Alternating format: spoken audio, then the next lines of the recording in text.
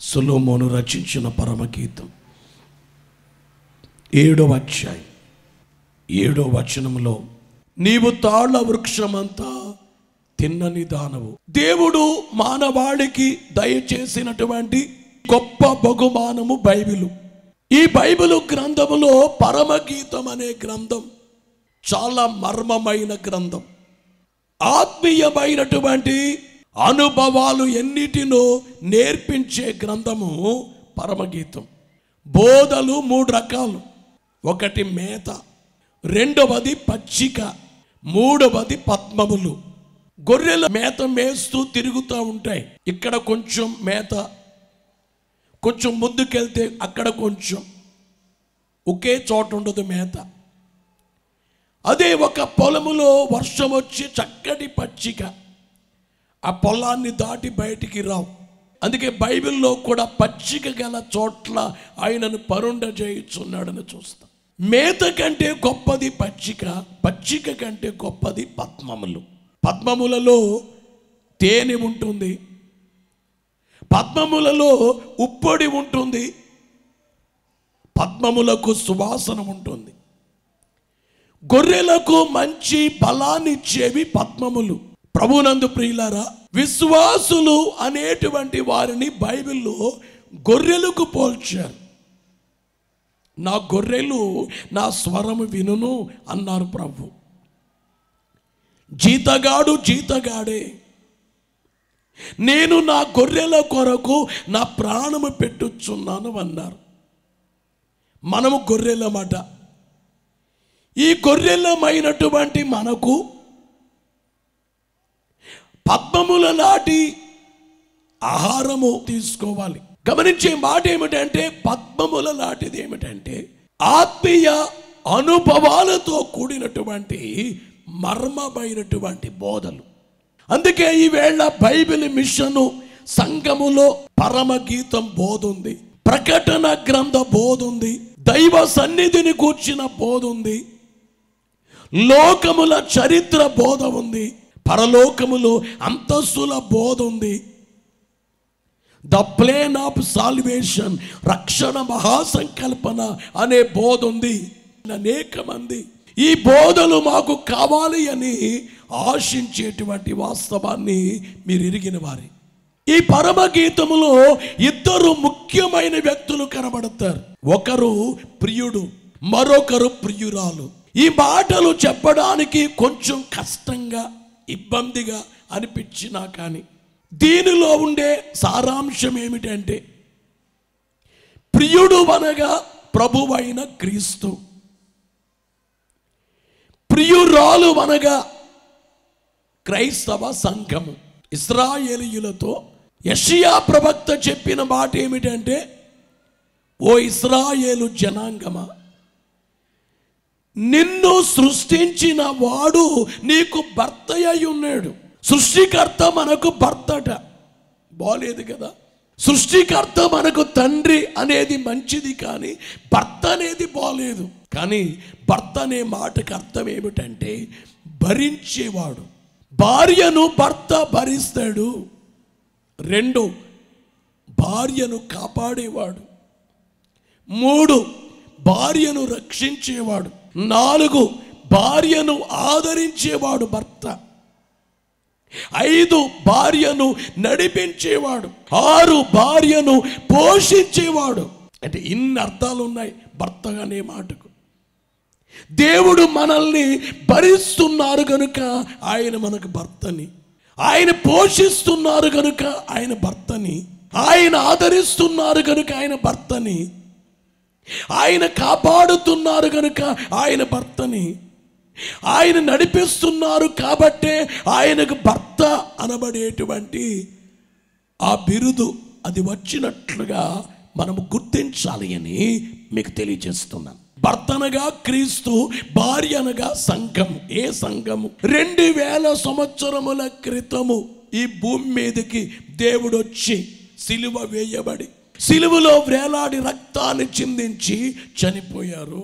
క్రీస్తు రక్తము ద్వారా కొనబడిన సంఘముకే పేరు భార్య లేక ప్రియురాలు. అందుకే బైబిల్ చెప్పేది ఏమిటంటే మీరు విలువ పెట్టి కొనబడిన వారు. మనమట విలువ పెట్టి కొనబడ్డాం. ఓ మొబైల్ కొనుక్కున్నాం, బంగారము కొనుక్కున్నాం డబ్బులిచ్చి, వస్త్రాలు డబ్బులిచ్చి, వస్తువు డబ్బులిచ్చి, ఇంట్లో ఫ్రిడ్జ్ ఉంది డబ్బులిచ్చి కొనుక్కున్నాం. ఇది నాది అంటాం మనం. అలాగే దేవుడు మనల్నట రక్తమిచ్చి కొనుక్కున్నారట. యేసు రక్తముతో మనల్ని కొనుక్కున్నారు. విలువ పెట్టి కొనబడిన వారము. ఆయన ప్రాణమిచ్చి మన కొరకు చనిపోయి మనల్ని కొనుక్కున్నారు. ఎంత గొప్ప విషయం అండి. నీవు నా ఋషివై బోధించి నా బదులు చనిపోయి నావాని మరువగలన. నీవు నా ఋషివై బోధించి నా బదులు చనిపోయిన ప్రభు. క్రైస్తవ సంఘము ప్రియురాలు లేక దేవుడు వరుడైతే వధువు, ఆయన ప్రియుడైతే ప్రియురాలు, ఆయన పెండ్లి కుమారుడైతే పెండ్లి కుమార్తె. ఈ రీతిగా సంఘమునకు బిరుదులున్నట్లు గమనించాలి. ఈ సంఘము కొరకు యేసు చనిపోయారు అని మీకు చెప్పాను నేను. 2000 సంవత్సరాల క్రితం ఆయన వచ్చింది సంఘము కొరకు. సంఘం అంటే స్త్రీలు ఉంటారు, పురుషులు ఉంటారు, యవనస్తులు కుమారులు ఉంటారు, కుమార్తెలు ఉంటారు, చిన్నపిల్లలు ఉంటారు, అందరూ కలిసి సంఘం. ఇప్పుడు మనం ఇక్కడ ఎంతమంది ఉన్నాం? అందరూ సంఘం. ఈ సంఘానికి అక్కడ బిరుదు ఏమిటంటే గొర్రె పిల్ల భార్య. ఈ గొర్రె పిల్ల భార్య కొరకే ఆయన వచ్చారు, మరలా వస్తున్నారు. ఆయన ఆస్తిని తీసుకెళ్ళటానికి యేసు ఆకాశ మండలానికి రాబోచున్నారు క్రీస్తు. బలో యేసు మహారాజుకు. ఆ రెండోసారి రాబోయే దానికి పేరే రెండవ రాకడ. మనం ఏ కాలములో ఉన్నామంటే రెండవ రాకడ కాలములో ఉన్నాం. అందుకని ఎక్కువగా రెండవ రాకడ పాటలు పాడుకోవాలి, రాకడ యొక్క ధ్యానము చేయాలి, రాకడను గురించి చదువుకోవాలి, రాకడ ప్రసంగాలు వినాలి, రాకడ తలంపు, రాకడ ధ్యానం కలిగి ఉండాలి. మెళుకు వస్తే రెండవ రాకడ గుర్తుకు రావాలి. ఒక ఇంట్లో పెళ్లి జరగబోతుంది, మెళుకు వస్తే పెళ్ళే గుర్తొస్తుంది. అలాగే ఆకాశ మండలములోనికి పెండ్లి కుమారుడైన యేసు రాబోతున్నారు కనుక మనల్ని తీసుకెళ్ళటానికి ఆ రెండో రాకడ గొర్రె పిల్ల వివాహోత్సవ సమయము వచ్చినది. ఆయన భార్య తన్ను తాను సిద్ధపరచుకొనుచున్నది. ఏ పెళ్లి? గొర్రె పిల్ల పెండ్లి. ఆ పెండ్లికి సిద్ధపడడానికి పరమగీతం చాలా బాగా ఉపయోగపడుతుంది. కొంతమంది జబ్బు తగ్గితే చాలు, మేలు కలిగితే చాలు, నీకు సంతానమో నీకు మేలో నీ జబ్బు తగ్గడమో ఇది కాదు. యేసు ప్రభువారు అన్నారు, ఏమి తిద్దుమో, ఏమి త్రాగుదమో, ఏమి ధరించుకొందుమో అని మీరు దాని మీద పెట్టకండి మనస్సును. అవన్నీ దేవునికి తెలుసు, నీకు ఇచ్చేది ఆయనకి తెలుసు. అందుకనే నీకేం కావాలో తక్కువ ప్రార్థన చేయాలి. నీకు శరీరము కొరకు తక్కువ చేయాలి, ఎక్కువ ప్రార్థన ఏమిటంటే దేవా నా ఆత్మ రక్షించబడాలి, ఆత్మీయముగా బలపడాలి, నేను మేఘం ఎక్కాలి, మిమ్మల్ని ఆకాశ మండలములో కలుసుకోవాలి, పరలోకానికి నేను రావాలి అంటే పరలోకము కొరకు ఆత్మ కొరకు ఎక్కువ ప్రార్థన చేయాలి. ప్రభునందు ప్రియులారా, ఎప్పుడైనా కానీ ప్రభువు మెచ్చుకొని వాడే యోగ్యుడు, తన్ను తాను మెచ్చుకొని వాడు యోగ్యుడు కాదు. ప్రభు మనల్ని మెచ్చుకోవాలి. మనల్ని చాలామంది మెచ్చుకుంటూ ఉంటారు. మనం పిల్లల్ని మెచ్చుకుంటాం, మనం మంచి పని చేస్తే బంధువులు స్నేహితులు మెచ్చుకోవచ్చు, ఉద్యోగం బాగా చేస్తే ఆ ఉద్యోగంలో మెచ్చుకోవచ్చు. కానీ బైబిల్ ఏం చెప్తుందంటే దేవుడు మెచ్చుకోవాలి మనల్ని. దేవుడు మెచ్చుకుంటూ సంఘముతో చెప్పే మాట ఏమిటంటే, ఓ సంఘమా క్రైస్తవ సంఘమా, నా రక్తముతో కొనబడిన సంఘమా, నీవెలాగున్నావంటే తాళ వృక్షమంత తిన్నని దానవు. తాళ వృక్షము అంటే తాడి చెట్టు, అలాగే ఖర్జూరపు చెట్టు, ఈత చెట్టు, ఇవన్నీ తాళ వృక్షము యొక్క జాతికి చెందినవన్నమాట. ఈ చెట్లు ఎలాగుంటాయంటే నిటారుగా ఉంటాయి, తిన్నగా ఉంటాయి. ఇంట్లో ఉండే కుమార్తె లేక కుమారుడు సరిగ్గా లేకపోతే ఆ ఇంటి కలిగిన ఆమె ఏమంటుందంటే, తండ్రి ఏమంటాడంటే, నువ్వు తిన్నగా లేవు అనే దానికి అర్థం ఏమిటంటే సరిగా లేవు. ఇక్కడ దేవుడు ఏమంటున్నారంటే, నీవు తాళ వృక్షమంతా తిన్నని దాను అంటే సంగమా, నీవు సరిగా ఉన్నావు. తాళ వృక్షము యొక్క జాతి మొదటిగా అందంగా ఉంటాయి, రెండవదిగా బలముగా ఉంటాయి, మూడోది ఏమిటంటే ఉపయోగకరమైనవి. ఈ 3 లక్షణాలు ఆ చెట్లకు ఉంటాయి తాళ వృక్షానికి. అందుకనే దేవుడు తాళ వృక్షానికి విశ్వాసులను పోల్చారు. విశ్వాసులు ఎలాగుండాలంటే మొట్టమొదటిగా అందముగా ఉండవలసిన రీతి. అందము లేక తిన్నగా ఉండడం అంటే దేవుని యొక్క వాక్యములో ఎఫెసీ పత్రిక 5వ అధ్యాయము 27వ వచనములో నిర్దోషమైనది గాను మగిమగల సంఘముగాను ఆయన తన ఎదుట దానిని నిలువబెట్టుకొనవలెను. వినాలి ప్రియులారా, నిర్దోషమైన సంఘముగా. సంఘం ఎలాగుండాలంటే దోషము లేకుండా ఉండాలి. మనమంటే దేవునికి ఇష్టం, కానీ మనలో ఉండే పాపం ఆయనకు అసహ్యం. ఎంత అసహ్యం అంటే పాపము కొరకు యేసు చనిపోయారు. ఈ వచనములో చెప్పబడిన మాట ఏమిటంటే సంఘము నిర్దోషమైనదిగా ఉండాలట, దోషము లేనిదిగా అంటే పాపము లేనిదిగా ఉండాలి సంఘం. కొరింథీ మొదటి పత్రిక 1వ అధ్యాయం 2వ వచనములో కొరింథీలోనున్న దేవుని సంఘమునకు అనగా క్రీస్తు యేసునందు పరిశుద్ధపరచబడిన వారై పరిశుద్ధులుగా ఉండుటకు పిలువబడిన వారికిని. ఎలాగ పిలువబడ్డారట? పరిశుద్ధులుగా ఉండుటకు పిలువబడిన వారికంటే దేవుడు ఎందుకు పిలిచారంటే మనల్ని పరిశుద్ధులుగా ఉండడానికి పిలిచారట. పరిశుద్ధులే ఆయన సంఘం. దేవునికి కావలసిన ఆశ ఏమిటంటే పరిశుద్ధులు. ఈ లోకమంతా పాపముతో ఉంది.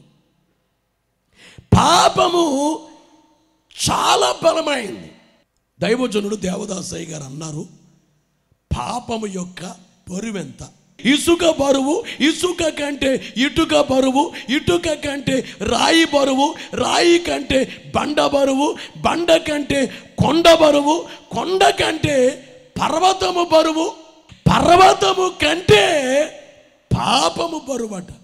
అందుకనే ఈ పాప శక్తిని బట్టి మనిషి జీవితాన్ని నాశనం చేసేసుకున్నాడు. అనేక మంది పాపులుగా జీవిస్తున్నారు. దేవుని యొక్క వాక్యములో పేతురు వ్రాసిన మొదటి పత్రిక 1వ అధ్యాయం 14వ వచనములో చూస్తే, నేను పరిశుద్ధుడనై ఉన్నాను కనుక మీరును పరిశుద్ధులై ఉండుడని వ్రాయబడి ఉన్నది. గమనించే, దేవుడు ఏమంటున్నారంటే నేను పరిశుద్ధుడు కనుక మీరును పరిశుద్ధులై ఉండుడి. తిన్నగా ఉండడం అంటే, అందంగా ఉండడం అంటే అర్థం ఏమిటంటే పరిశుద్ధముగా ఉండడం. సంఘము పరిశుద్ధముగా ఉంది, కానీ బైబిల్ ఏం చెప్పింది? నీతిమంతుడు లేడు, ఒక్కడు లేడు, అందరూ పాపులే. అందరం పాపులమే, కానీ యేసు రక్తము చేత మన హృదయాన్ని కడిగేసుకుని పరిశుద్ధులమయ్యాం. ప్రభు యేసుని బట్టి పరిశుద్ధుడవు నీవు, ప్రభు యేసుని బట్టి పరిశుద్ధుడవు నీవు. ఆయనను అంతయు సరియౌను, ఆయనను ప్రభు యేసుని బట్టి మనం ఏమయ్యాము? పరిశుద్ధులు. ఇదే మన హోదా. ఏమీ లేకపోవచ్చు, మాడి లేకపోవచ్చు, కారు లేకపోవచ్చు, ఇల్లు లేకపోవచ్చు, పొలాలు లేకపోవచ్చు. యేసుని బట్టి నేను పరిశుద్ధుణ్ణి, నేను పరిశుద్ధురాల్ని. చనిపోయిన తర్వాత పరిశుద్ధులు పరలోకానికి వెళ్తారు, పాపులు పాతాళానికి వెళ్తారు. నేను పరిశుద్ధుణ్ణి. ఎలా పరిశుద్ధునయ్యాను? యేసు రక్తముతో కడగబడి పరిశుద్ధునయ్యాను. పాపం ఆయనకు అసహ్యం, పాపము చేయు వారందరూ ఆయనకు అసహ్యులు. అమ్మా, అయ్యా, ఈవేళ సమాజాన్ని బట్టి నీవు మెసులుకుంటూ వెళ్ళటం కాదు. సమాజాన్ని చూచి నువ్వు అడుగులేసావా, పాడైపోతావు. ప్రభునందు ప్రియులారా, ఈ జాతి చెట్లు తిన్నగా ఉంటాయి. తాళ వృక్షము యొక్క జాతి, ఈత చెట్టు, ఖర్జూర చెట్టు, తాడి చెట్టు తిన్నగా అన్నట్లుగా మన బ్రతుకులు తిన్నగా ఉండే రీతి అదే పరిశుద్ధత. పరిశుద్ధులుగా ఉండుటకే దేవుడు మనల్ని పిలిచారు. అయితే ఒకటి, అయ్యా నేను చాలా ఘోరమైన పాపినయ్యా, దేవుడు నన్ను క్షమిస్తారా? ఎంత పాపినైనా వ్యభిచారములో పట్టబడిన స్త్రీని ప్రభు దగ్గరికి తీసుకొచ్చారు. మీలో పాపము లేనివాడు ఒక రాయితో కొట్టమన్నారు, రాళ్ళన్నీ పడేసి వెళ్ళిపోయారు. యేసునాథుడు తలపైకెత్తి, అమ్మా నిన్నెవరు శిక్షించలేదా అన్నారు. ఆమెనుకుందట, ఈయనే నన్ను శిక్షిస్తారు. లేదు ప్రభువా, నన్నెవరూ శిక్షించలేదు. ప్రభు అన్నారు, అమ్మా నేనును నిన్ను శిక్షించను, ఇకను పాపము చేయకుము.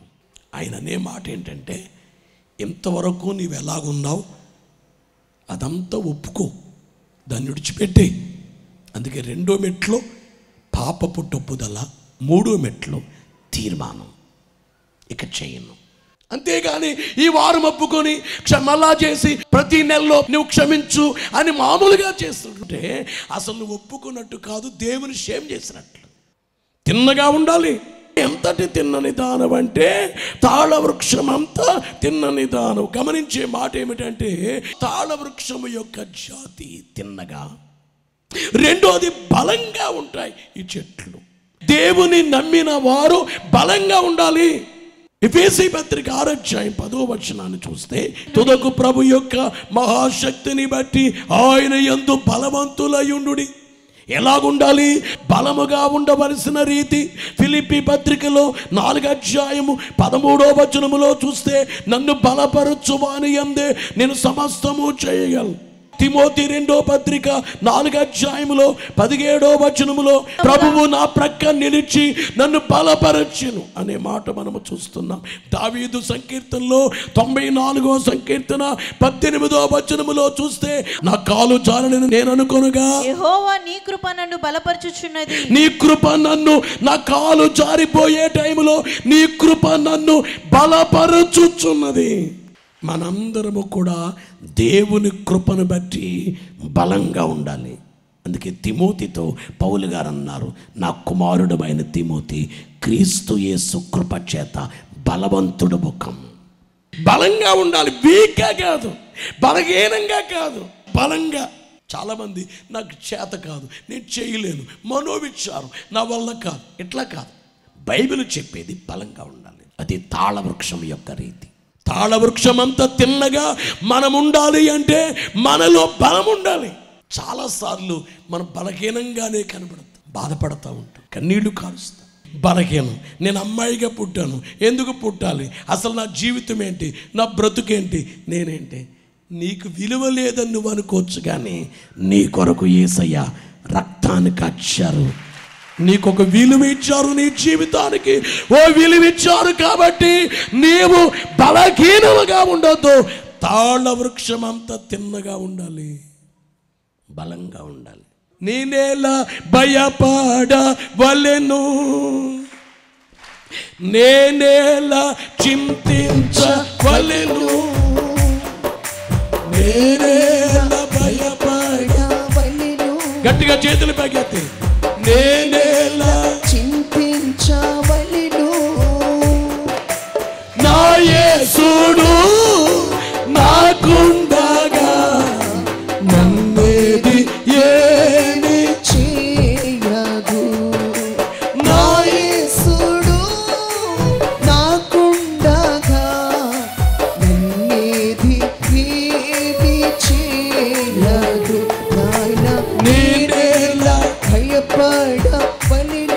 యేసు మహారాజుకో. తాళవృక్షము తిన్నగా ఉంటుంది, పరిశుద్ధంగానే మాట విన్నారు. తాళవృక్షం బలముగా ఉంటుంది. తాళవృక్షం వృక్షం అంటేనే దాని చూపు పైకి ఎదిగిపోతూ ఉంటుంది. అలాగే పరలోకానికి వెళ్ళటానికి ఆత్మీయముగా ఎదిగిపోతూ ఉండాలి మనం ఎప్పుడు కూడా. దేవుల్లో ఎదుగుతా 5 నిమిషాలు మీరు మోకరించారు పోయిన వారం. ఈరోజు 10 నిమిషాలు మోకరిస్తే ఎదిగినట్ట తరిగినట్ల? ఎదగాల కిందకి రావాలా? మీరు 10 నిమిషాలు మోకరించేవాళ్ళు 15 నిమిషాలు మోకరించారు, ఎదుగుచున్నట్ట కాదా? 20 నిమిషాలు, అర్ధ గంట, గంట, రోజుకు 1 అధ్యాయమే చదివేవాళ్ళు 5 అధ్యాయాలు చదువుతున్నారు, ఎదిగారా లేదా? ఇంతకుముందు నోరు విప్పితే అబద్ధాలు రావట్లేదు, ఇప్పుడు ఎదిగారా లేదా? ఇంతకుముందు ఇంటి పక్కోడితో గొడవ, ఇప్పుడు అది లేదు. ఆత్మీయంగా ఎదిగారా ఎదగలేదా? ప్రభువునందు ప్రియులారా, చెట్టులాగా ఎదుగుతూ వెళ్ళాలి. పైకే వెళుతుంది చెట్టు, కిందకి కాదు. దానికి పై చూపే ఆకాశం వైపు వెళుతుంది. అలాగే మనము పరలోకము వైపే మనము చూస్తూ ఉండాలి. పరలోకం, నా రాజ్యము నీతి వెదుకుడి, పైనున్న వాటినే వెదుకుడి, పైనున్న వెదకాలి. ఇందులో కొన్ని చూపులు ఉన్నాయి. ఒక చూపు ఏమిటంటే ప్రార్థన చూపు, రెండోది జ్ఞాన చూపు, మూడోది విశ్వాస చూపు, నాలుగోది ధ్యాన చూపు. యేసునాథుడు అన్నారు, రాజ్యమును నీతిని వెదకుడి, పైనున్న వాటిని వెదకండి అన్నట్లుగా పైకి మనము వెతుకుచ్చు, ఆత్మీయముగా బలపడుచు. తాళ వృక్షమంతా తిన్నని వారిగా ఉండే భాగ్యం. ఎవరైతే తాళ వృక్షమంతా తిన్నగా ఉంటారో వారి కొరకు యేసు రాబోతున్నారు. రెండో రాకడ జరగనై ఉంది. ఆ రాకడకు సిద్ధపడి మేఘమెక్కే భాగ్యం దేవుడు మనకెల్లరకు మెండుగా దయచేయునుగాక.